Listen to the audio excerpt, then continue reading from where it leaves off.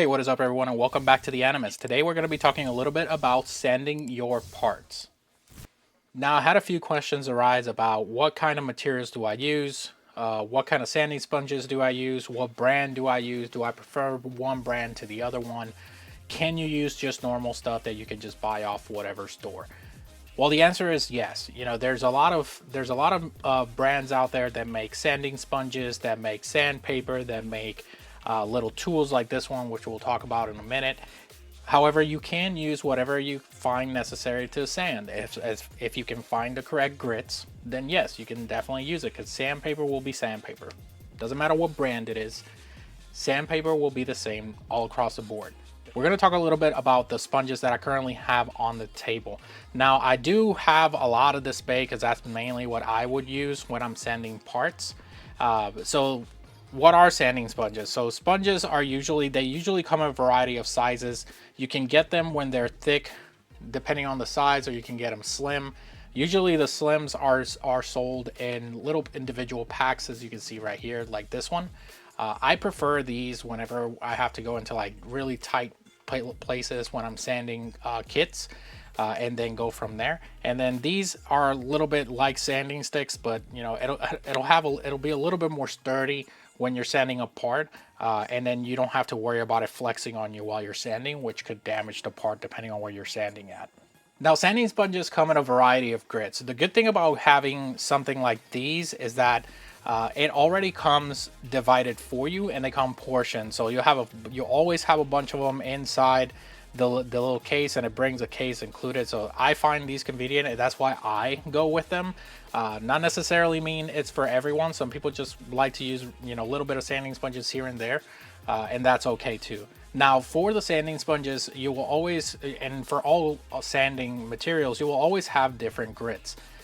Why is it important to have different grits? Because not all the grits are going to give you the same result. However, if you have worked on anything that requires sanding before, you will understand the difference and why you need to make sure that you go from the lowest number to the highest number when sanding. Now, DSPIAE has two kits available right now with sanding sponges, and they also sell these kits with the adhesive paper. So the adhesive paper is for sanding sticks. Now, what are sanding sticks? So sanding sticks are just basically plastic pieces or carbon fiber pieces, or depending on where you buy them, they might be glass or acrylic like these, which are, this one's acrylic clear and it just has an adhesive sandpaper on it. There's different types of sanding sticks out there. You just got to find whatever's best for you. I've seen some people that also 3D print them, which is cool as well. So for DSPIAE, they do bring the sponges, but they also sell the adhesive ones in case you have your own sanding sticks or sanding blocks that you want to use when sanding your parts. Now, I don't have any sanding sponges from Mr. Hobby, but Mr. Hobby and GodHand are kind of hand in hand when it comes to sanding sponges. They do have sanding sponges from different grits, but in their case, they only sell them in packs of 4, and they only bring like one of each. So it's a little hard if you're somebody like me that has to, you know, paints and customize their kits. You need like a whole bunch of sanding sticks if you're gonna sand a lot. I do have a few of them here because I got them as samples, and yes, they've worked fine, but I don't like the fact that they cost so much, you know, for somebody that like maybe starting in the hobby and just wants to get into sanding and painting their kits for the first time. Then it's a little discouraging having to pay so much for, like, you know, sanding sponges, right? So nobody wants to do that. So then you can also get the DSPIAE sanding sticks. You can get them, or sanding sponges, you can get them separate in this different boxes. Now, this is most likely for people that want to like refill the boxes that they currently have, or if they want to just buy a specific grit that they don't have, then they can go ahead and get those. Now, these right here are from the DSPIAE departure kit, and some people are scared to say, hey, you know, I just don't feel like I need to pay that much money for sanding stuff. Is there any other alternatives? Yes, there is.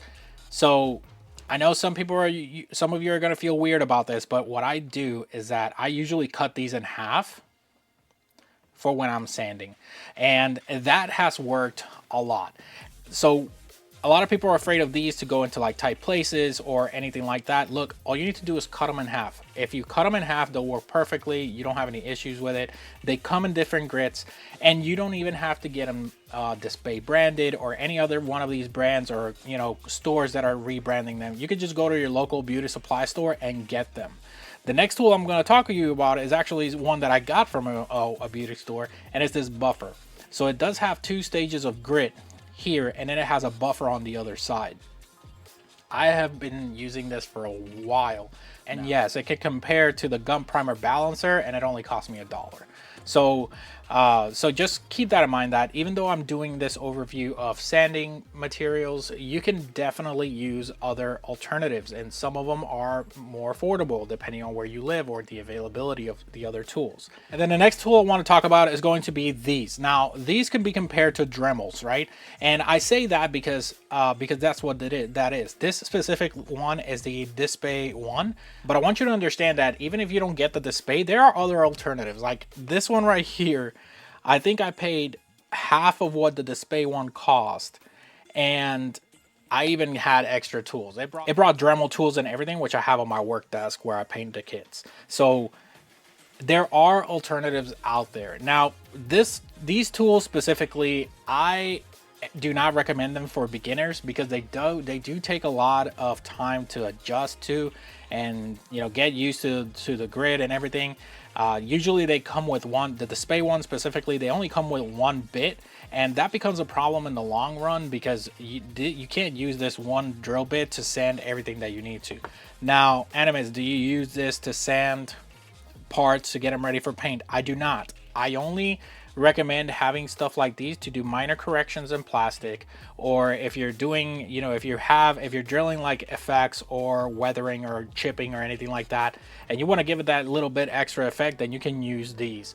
I do love that the fact that this specific one will also have it all the drill bits attachments. It'll have the Dremel attachment and everything. So the Dremel attachments will have other stuff in there. So I went ahead and got the Dremel attachment so I can show you. So see here, it even has drill bits. It has a circular saw, it has drill bits, and this one cost me a fraction of the price of what the DSPIAE one did with just 1 bit. Has it been working perfectly? I've had it for 2 years and I haven't had an issue with it. What I do is that I swap back and forth, and I do have them because at the end of the day, I did want to make a comparison between the two. Performance wise, they both perform the same because essentially it's the same. It is the same item. It is the same tool. But again, I do not recommend tools like this one for beginners that are getting into painting, mainly because it's a little bit harder to control and you might experience damaging your part, and I definitely don't want you guys to ruin your part. So if you're starting in the hobby and you're looking into sanding, if you want to get one of these and start practicing, just make sure you don't do that on a kit that you're building that you absolutely love. Make sure that you get a kit to practice dremeling and chipping and making battle damage and all that stuff. Make sure you practice that on a kit that you don't love if you're going to use these tools. Now, also use these tools for drilling. That's why it has the drill bits, and it works great, especially when you're trying to run cables for LEDs. It's very helpful to get into like tight places, or if the plastic is super hard, it is actually very helpful compared to your drill bits. And then I wanted to make sure that I showed you guys, the process of how you should, grade up from your sanding sticks whenever you are sanding your parts. The problem with parts like these is that you can clearly see all the lines from the molding on the kit. So when you paint a kit, usually, not everybody sands all their parts before painting. Some people just go straight to primer and then paint, which is okay. That's fine. I like to make sure that I sand my parts a little bit. Just making sure, of course, that I don't sand the details away or I damage them. So that way I can get a little bit more adhesion from the paint. But that's just me. A lot of people don't do it. That's completely fine. So I wanted to go ahead and show you guys what it will look like when you start grading up your sandpaper. So when you use your initial sandpaper, when you're sanding it part, it's usually gonna depend on how rough the part is. If it's a smooth part and it doesn't have a lot of seam lines or anything like that, then maybe you won't require that much work, and then you go from there. So this part here, it doesn't seem like it has a lot of problems aside from the lines from the molding. So what I'm going to do is that I'm going to go ahead and check. Let me go ahead and grab this one right here, and I'm going to start sanding my kit.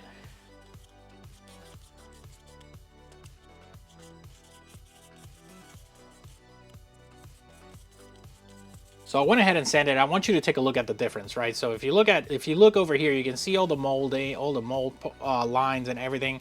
And you look at the side where I just sanded, and it's just smooth, right? And I wanted to show that difference. I really wanted to show that difference because I had one person that asked me, you know, so what's the difference between sanding and not sanding your kits? Well, it's the smoothness that you give the kit when you sand it that's really irreplaceable when you're painting. And if you're trying to refinish it, then that's another thing too. So I hit it with the 600 grit. So we're gonna go ahead and hit it with the 800 grit so we can keep smoothing it out.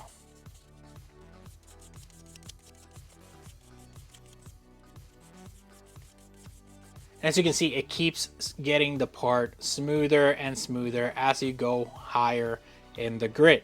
I seem to have lost my 1000 grit sponge, so I'll go ahead and grab one of these. And now we're gonna go ahead and grab the 1000 grit. And it just keeps getting smoother and smoother and smoother.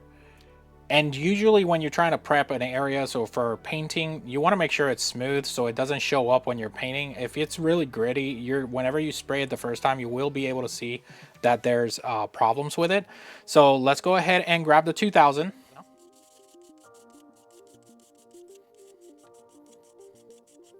It's a lot smoother, way smoother now. See how it's getting its shine back. So now let's go ahead for the 4000.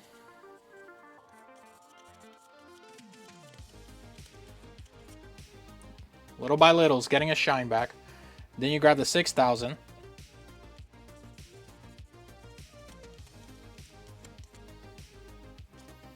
Then 8. Then 10. And I want to show you this because of what it is. So look at the shine on this side. And this is the result of why I always tell people that sanding their parts is usually the best way to work on their kits. So if you look at this side of the shield, you can see that gleam of the light. But then when you turn to the one on this side, you see that? And that is the difference between sanding and buffing your parts, right? Like that.